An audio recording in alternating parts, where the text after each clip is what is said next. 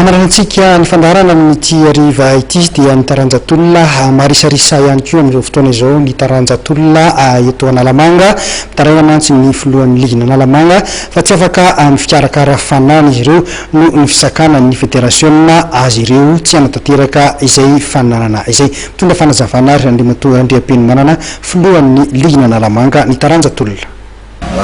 Ny lutte Analamanga zany raha ny marina dia za ihany mbola président satria fanan'ny fédération ny fiafanan'ny DRGS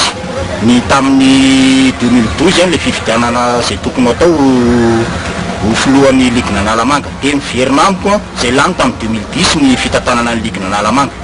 nanana fikasana ko hanao ny championnat ny ligina Analamanga tamin'ity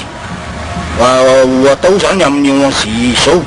dia nandefa taratasy tany amin'ny fédération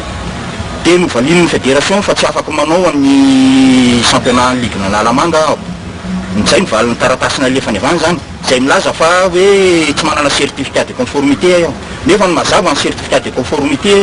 izay mbola manendry aho filohan'ny ligina Analamanga ka io no mahagaga zany hoe inona no tian'ny président fédération Atombavana tsy amelany hanao ny championnat ny ligina Analamanga izay zany no olana eto zao. Misy fiatraikany eo amin'ny atleta ve zay? Misy fiatraikany tokoa satria nanomboka février zao tsisy nininona mihitsy ny lutte teto Analamanga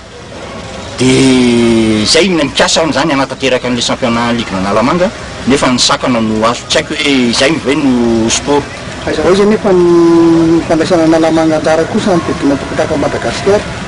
Fandraisana Analamanga anjara amin'ny fidina tompon-daka Madagasikara dia afa amin'io hoe nje mivoaka amin'ny équipe Analamanga eo no 3 premier no mandeha manao ny championnat national ohatra ny fanao hatramin'izay 2010 nanao ny championnat ligue 2011 2013 no tsy nisy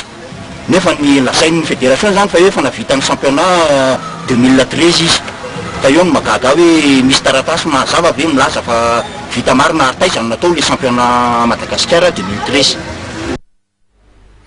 Dia iny fanadihadiana iny koa tompoko lasy tompoko vavy no isarahantsika amin'izao ariva izao isaorana betsaka ianao tany tokantrano tany nanaraka ny fandaharana mahery hatramin'ny farany isaorana ihany koa ireo namana teknisianina niarana natosany fandaharana tamin'ity ariva ity manome fotoananao indray ary ho amin'ny herin'ny toy izao veloma tompoko.